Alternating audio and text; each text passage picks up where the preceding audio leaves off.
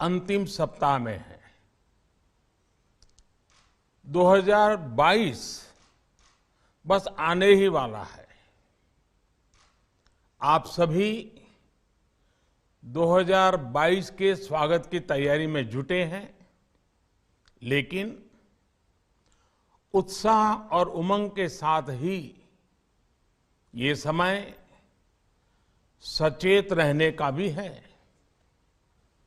आज दुनिया के कई देशों में कोरोना के नए वेरिएंट ओमिक्रॉन की वजह से संक्रमण बढ़ रहा है। भारत में भी कई लोगों के ओमिक्रॉन से संक्रमित होने का पता चला है। मैं आप सभी से आग्रह करूंगा कि पैनिक न करें।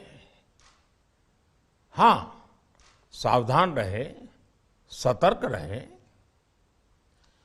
मास्क उसका भरपूर उपयोग करें और हाथों को थोड़ी थोड़ी देर पर धुलना, इन बातों को हमें भूलना नहीं है। आज जब वायरस म्यूटेट हो रहा है तो हमारी चुनौतियों का सामना करने की ताकत और आत्मविश्वास भी मल्टीप्लाई हो रहा है। हमारी इनोवेटिव स्पिरिट भी बढ़ रही है। आज देश के पास 18 लाख आइसोलेशन बेड्स हैं, 5 लाख ऑक्सीजन सपोर्टेड बेड्स हैं, 1,40,000 आईसीयू बेड्स हैं। आईसीयू और नॉन आईसीयू बेड्स को मिला दें तो 90,000 बेड्स विशेष तौर पर बच्चों के लिए भी हैं।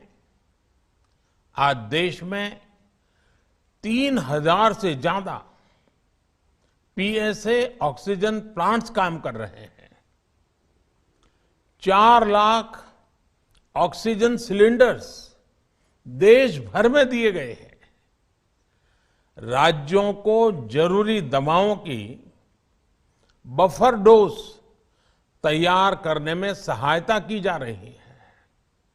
उन्हें पर्याप्त टेस्टिंग किट्स भी मुहैया कराई जा रही है। साथियों, कोरोना वैश्विक महामारी से लड़ाई का अब तक का अनुभव यही बताता है कि व्यक्तिगत स्तर पर सभी दिशा निर्देशों का पालन कोरोना से मुकाबले का बहुत बड़ा हथियार है। और दूसरा हथियार है वैक्सीनेशन। हमारे देश ने भी इस बीमारी की गंभीरता को समझते हुए बहुत पहले वैक्सीन निर्माण पर मिशन मोड में काम करना शुरू कर दिया था। वैक्सीन पर रिसर्च के साथ साथ ही approval processes, supply chain, distribution, training, IT support system, certification पर भी हमने निरंतर काम किया। इन तैयारियों का ही नतीजा था कि भारत ने इस साल 16 जनवरी से अपने नागरिकों को वैक्सीन देना शुरू कर दिया था।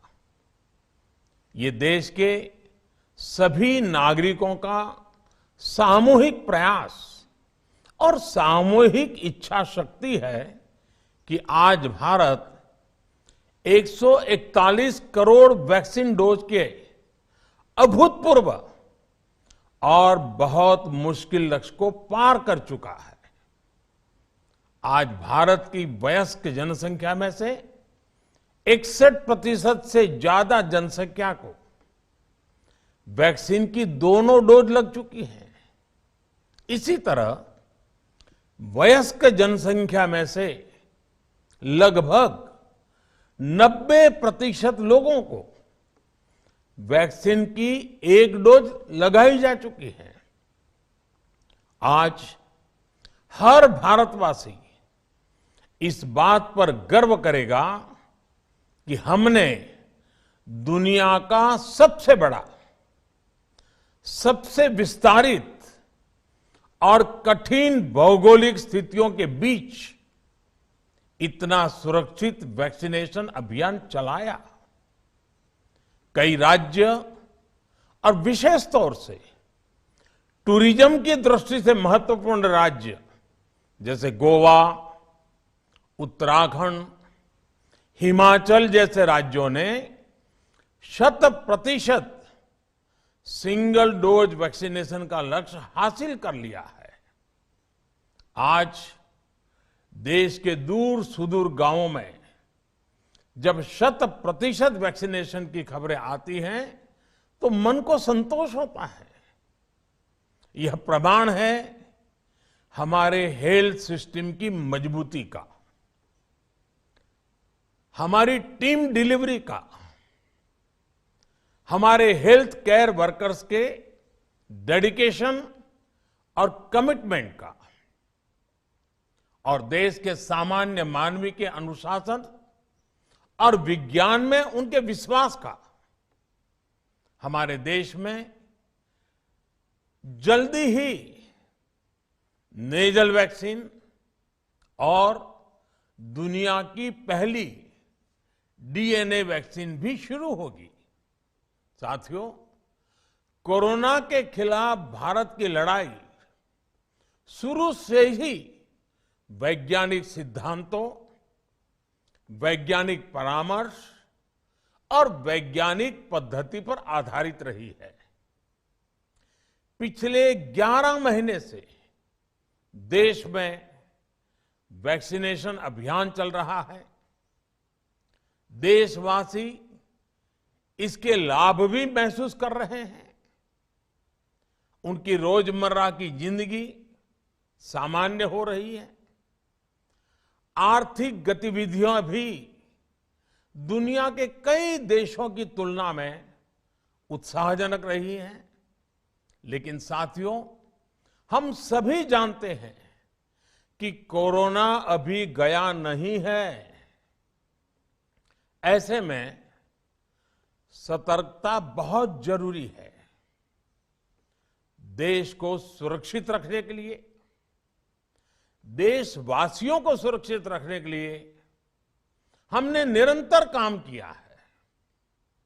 जब वैक्सीनेशन शुरू हुआ तो उसमें भी वैज्ञानिक सुझावों के आधार पर ही ये तय किया गया कि पहली डोज किसे देना शुरू किया जाए, पहली और दूसरी डोज में कितना अंतराल हो, स्वस्थ लोगों को कब वैक्सीन लगे, जिन्हें कोरोना हो चुका है उन्हें कब वैक्सीन लगे, और जो कोमॉर्बिडिटी से ग्रस्त हैं उन्हें कब वैक्सीन लगे। ऐसे निर्णय लगातार किए गए और ये परिस्थितियों को संभालने में काफी मददगार भी साबित हुए हैं। भारत ने अपनी स्थिति परिस्थिति के अनुसार भारत के वैज्ञानिकों के सुझाव पर ही अपने निर्णय लिए हैं। वर्तमान में ओमिक्रॉन की चर्चा जोरों पर चल रही है। विश्व में इसके अनुभव भी अलग अलग है, अनुमान भी अलग अलग है। भारत के वैज्ञानिक भी इस पर पूरी बारीकी से नजर रखे हुए हैं, इस पर काम कर रहे हैं। हमारे वैक्सीनेशन को आज जब 11 महीने पूरे हो चुके हैं तो सारी चीजों का वैज्ञानिकों ने जो अध्ययन किया है और विश्व भर के अनुभवों को देखते हुए आज कुछ निर्णय लिए गए हैं। आज अटल जी का जन्मदिन भी है, क्रिसमस का त्योहार भी है, तो मुझे लगा कि इस निर्णय को आप सबके साथ साझा करना चाहिए।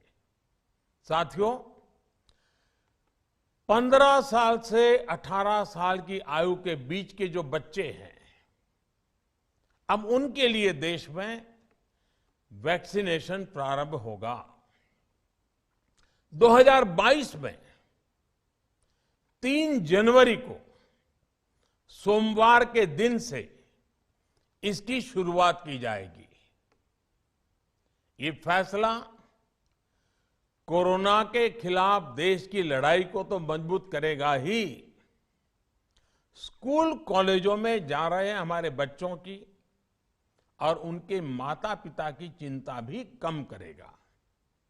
साथियों, हम सबका अनुभव है कि जो कोरोना वॉरियर्स हैं, हेल्थ केयर और फ्रंटलाइन वर्कर्स हैं, इस लड़ाई में देश को सुरक्षित रखने में उनका बहुत बड़ा योगदान है।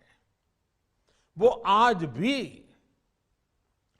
कोरोना के मरीजों की सेवा में अपना बहुत समय बिताते हैं। इसलिए प्रिकॉशन की दृष्टि से सरकार ने निर्णय लिया है कि हेल्थ केयर और फ्रंटलाइन वर्कर्स को वैक्सीन की प्रिकॉशन डोज भी प्रारंभ की जाए। इसकी शुरुआत 2022 में 10 जनवरी सोमवार के दिन से की जाएगी। साथियों, कोरोना वैक्सीन का अब तक का ये भी अनुभव है कि जो अधिक आयु वाले हैं और पहले से ही किसी न किसी गंभीर बीमारी से पीड़ित है, उन्हें प्रिकॉशन लेना सलाह योग्य है। इसको ध्यान में रखते हुए 60 वर्ष से ऊपर की आयु के कोमॉर्बिडिटी वाले नागरिकों को उनके डॉक्टर की सलाह पर वैक्सीन की प्रिकॉशन डोज का विकल्प उनके लिए उपलब्ध होगा। ये भी 10 जनवरी से प्रारंभ होगा। साथियों, मेरा एक आग्रह है कि अफवाह, भ्रम और डर पैदा करने के जो प्रयास चल रहे हैं, उनसे बचना चाहिए। हम सभी देशवासियों ने मिलकर अब तक दुनिया का सबसे बड़ा वैक्सीनेशन अभियान चलाया है। आने वाले समय में हमें इसको और गति देनी है और विस्तार देना है। हम सभी के प्रयास ही कोरोना के खिलाफ इस लड़ाई में देश को मजबूत करेंगे। आप सबका बहुत बहुत धन्यवाद।